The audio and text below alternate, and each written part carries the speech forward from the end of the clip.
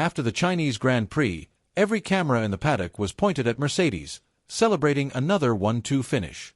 George Russell and Kimi Antonelli stood on the top 2 steps for the second race in a row. Meanwhile, at the back of the Ferrari garage, Fred Vasseur was quietly telling a small group of reporters about a plan that has nothing to do with building a faster car right now and everything to do with reading the FIA rulebook more carefully than anyone else on the grid. Ferrari is not trying to outrun Mercedes at the moment. They are waiting for the rules to let them do it. And what Vasseur described is not some vague hope that things will get better on their own. It is a specific regulatory mechanism with a specific name, specific thresholds, and a specific timeline. The FIA wrote it into the 2026 power unit regulations as an insurance policy. Vasseur is treating it as a business plan. The context makes this story sharper. Mercedes has won 3 out of 3 available victories across Australia and China, counting the Shanghai Sprint. Russell and Antonelli have looked comfortable doing it. The gap to Ferrari is not enormous on paper. Vasseur himself quantified it after China as 3, 4 or 5 tenths depending on the session and the track conditions. Charles Leclerc and Lewis Hamilton have been on the podium at every round. Ferrari's chassis, particularly through medium and high-speed corners, is arguably the best package on the grid. But on the straights, Mercedes pulls away. And it pulls away because its internal combustion engine makes more power. That is where this gets interesting because the visible gap on a timing screen and the invisible gap measured by the FIA sensors are 2 very different numbers. Ferrari's SF26 carries what appears to be a stronger aerodynamic package and a small diameter turbocharger that delivers better throttle response, particularly off the line. Those advantages mask the engine deficit in lap times. Strip them away and measure raw combustion power alone, and the gap between Maranello and Brackley is wider than the stopwatch suggests. Vasseur knows this because Ferrari has access to its own torque sensor data. The FIA has the rest. If you had asked anyone inside the FIA in 2024 what they were most afraid of heading into the new engine era, the answer was always the same. A repeat of 2014. That was the year Mercedes arrived with a power unit so dominant that the rest of the grid spent 3 seasons and hundreds of millions of dollars just trying to get within shouting distance. The 2026 regulations were supposed to prevent exactly that scenario. And to make sure it could not happen again, the governing body created something called ADUO, Additional Design and Upgrade Opportunities, a safety net for any engine manufacturer that falls too far behind. The way it works is almost surgical. Every car on the 2026 grid carries torque sensors mounted to its rear half shafts. Those sensors feed data directly to the FIA, allowing the governing body to measure each engine's raw power output independently of chassis performance, aerodynamic efficiency, tire degradation, or driver skill. The FIA compiles this data into a confidential metric called the Internal Combustion Engine Performance Index, and it compares every manufacturer's average output against the benchmark, which right now is Mercedes. The methodology itself is classified under a restricted FIA document. Teams know the thresholds but not the exact formula. Those thresholds are what make this interesting. If a manufacturer's engine falls between 2% and 4% below the benchmark after the first evaluation window, the FIA grants them 1 additional homologation upgrade during the current season and 1 more for the following year. If the deficit hits 4% or higher, that doubles to 2 upgrades per season, plus 2 for the year after. On top of the component changes, qualifying manufacturers also receive 30% additional engine test bench hours and a downward adjustment to their power unit cost cap. That is not a slap on the wrist. That is a fully funded second chance to redesign your engine mid-season while your competitors are frozen. The evaluation was originally built around 3 checkpoints across a 24-race calendar at races 6, 12, and 18, roughly the quarter mark, the halfway point, and the 3/4 mark of the season. The FIA also built in anti-sandbagging protection. There is a clause in the regulations that allows the governing body to revoke ADUO privileges if a manufacturer's post-upgrade performance looks inconsistent with what the torque sensors measured during the assessment period. In other words, if the FIA catches you deliberately running your engine below its capability to gain the threshold, they can take the upgrade away. That anti-sandbagging clause matters more than anyone in the paddock seems to realize right now. There are whispers in the paddock that Mercedes is not running its power unit at full output during these early races. If that is true, it would compress the gap between the benchmark and everyone else, making it harder for Ferrari or Honda to breach the 2% threshold. Proving it, though, is nearly impossible with only 2 races of data. And this is where the metagame gets genuinely fascinating, because Mercedes has every incentive to keep the measured gap just narrow enough to deny its rivals ADUO access while still winning races comfortably. Vasseur appears to believe that either the gap is large enough to survive any Mercedes sandbagging, or that the FIA's measurement system is sophisticated enough to see through it. Either way, he went on the record after China saying he expects Ferrari to qualify. That is not hedging. That is a team principal telling the entire paddock that his engine is at least 2% down on power and he is fine with it because the rules are going to hand him the tools to fix it. And here is the part that makes this more than just a regulatory technicality. Vasseur is not treating ADUO as a consolation prize. He is using it to structure Ferrari's entire development program. After the race in Shanghai, he told assembled media that he does not want to split resources between chassis and power unit development. He wants to push on every area of the car, but the engine improvement, he said, will come after the ADUO. That is a deliberate choice to let the chassis team run flat out on their own priorities without diverting resources to compensate for an engine deficit that the regulations themselves are going to address. Think about what that means in practice. Every other team that suspects it is down on power is probably scrambling right now trying to squeeze every last fraction of performance from their current frozen specification while simultaneously lobbying the FIA for relief. Vasseur is doing neither. He is sitting back, letting the data accumulate across 6 races and waiting for the mechanism to activate on schedule. There is a reason the Italians call him Il Calcolatore, the calculator. And Vasseur's public candor about this strategy accomplishes several things at once, whether he intended all of them or not. By openly confirming he expects ADUO activation, he signals to Ferrari's engine department in Maranello that relief is coming, which preserves morale and prevents panic-driven compromises. He tells the chassis engineers in the wind tunnel that they do not need to redesign anything to compensate for engine power, which protects the aerodynamic development roadmap. And perhaps most cleverly, he puts the FIA on notice by stating publicly that Ferrari's own data supports an ADUO claim. He makes it harder for the governing body to deny the request without strong technical evidence to back it up. It is a move that looks like an admission of weakness, but works as a positioning play. Now, before Vasseur ever mentioned ADUO, the big engine story of early 2026 was the compression ratio scandal. The regulations reduced the maximum geometric compression ratio from 18:1 down to 16:1, a concession designed to help new manufacturers like Audi and Red Bull Ford. But an addendum published in October 2025 specified that measurements would be taken at ambient temperature. Mercedes engineered components using materials with specific thermal expansion properties that met the 16:1 limit when cold, but reportedly expanded toward 18:1 under operating temperatures. 4 of 5 manufacturers united against it. Max Verstappen claimed the trick was worth 20 to 30 extra brake horsepower. The FIA brokered a compromise.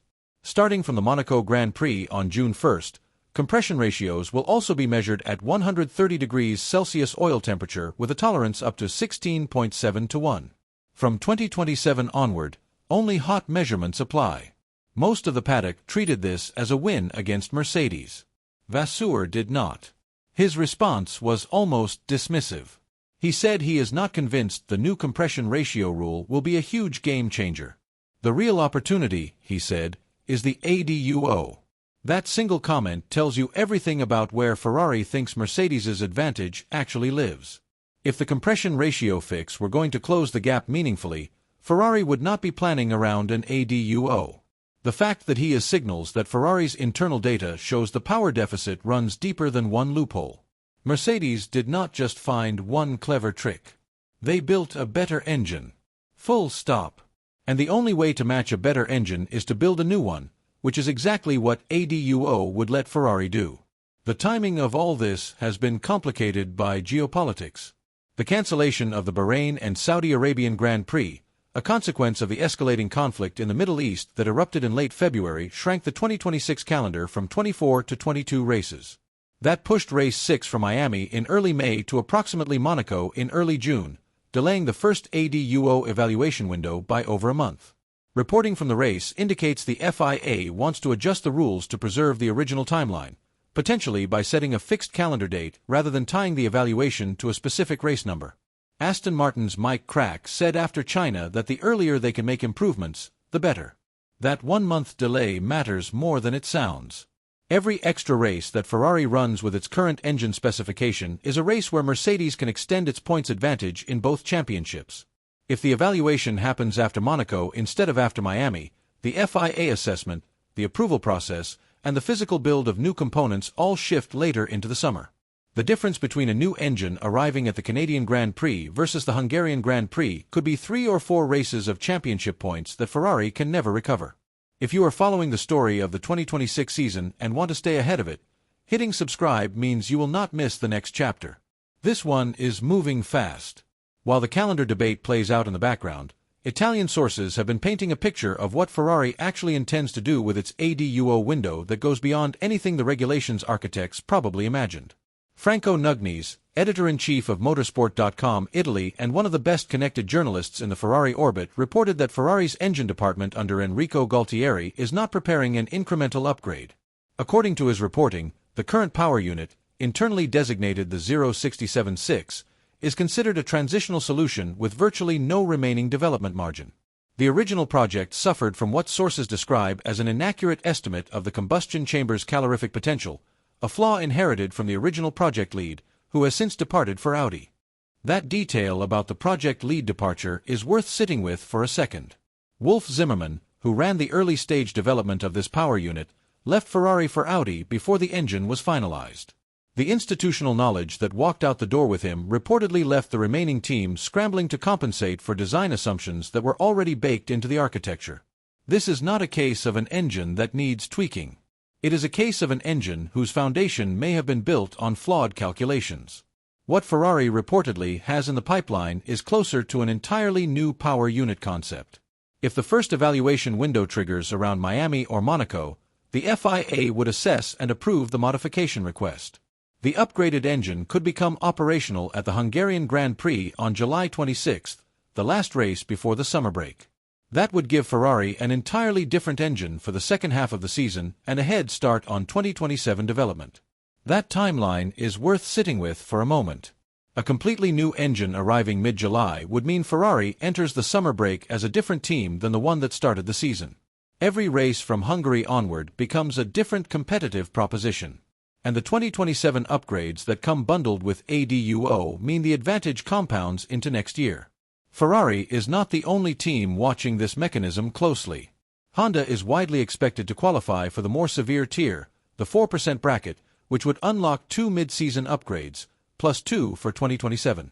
The Honda situation is arguably the bigger crisis on the grid right now. Adrian Newey held what can only be described as an extraordinary press conference in Melbourne where he revealed that Honda's engine suffers from vibrations so severe they are damaging battery systems and limiting Fernando Alonso to roughly 25 consecutive laps before risking permanent nerve damage to his hands. Honda lost most of its championship-winning engineering staff during its 2021 withdrawal from the sport, and the rebuilt team was by Newey's own admission essentially starting from scratch. The human cost of Honda's problems has not been discussed enough. Alonso, at 44 years old, chose to extend his career into the new regulations specifically because he believed in the Aston Martin project and in Newey's ability to build a championship contender. Instead, he is sitting in a car that physically hurts him after half a race distance. Lance Stroll has reportedly experienced similar symptoms. Newey publicly urged Honda to begin work on their 2027 power unit immediately, calling for what he described as a very large step in combustion engine power. That is not the language of a team expecting a quick fix. Some paddock observers interpreted Newey's dramatic public disclosure as a calculated move of its own designed to establish Honda's performance deficit in the public record and lay the groundwork for early ADUO activation. Whether that is true or not, the contrast with Vasseur's approach is striking. Newey went loud and emotional. Vasseur went quiet and precise.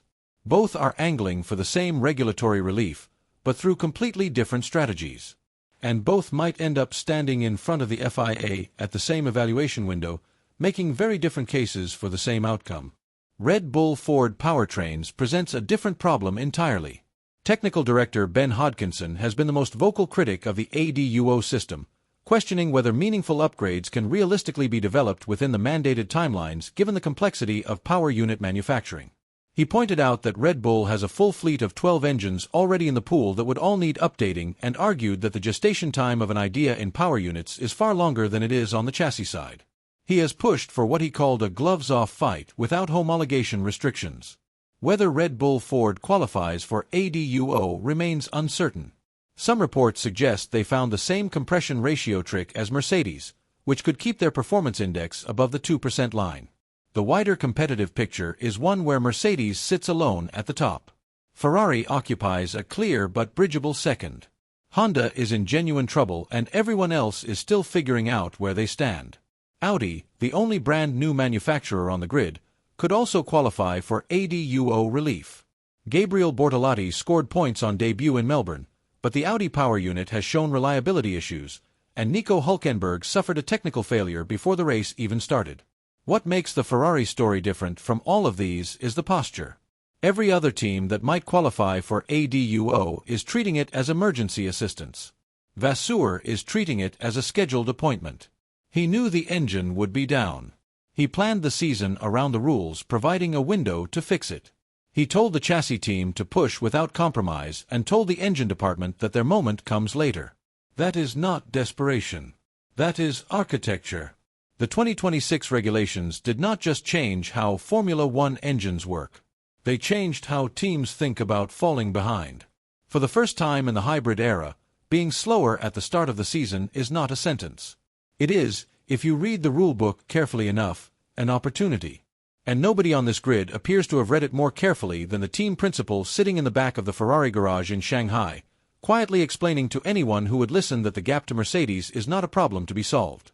It is a condition to be documented, measured, and cashed in .11s fast.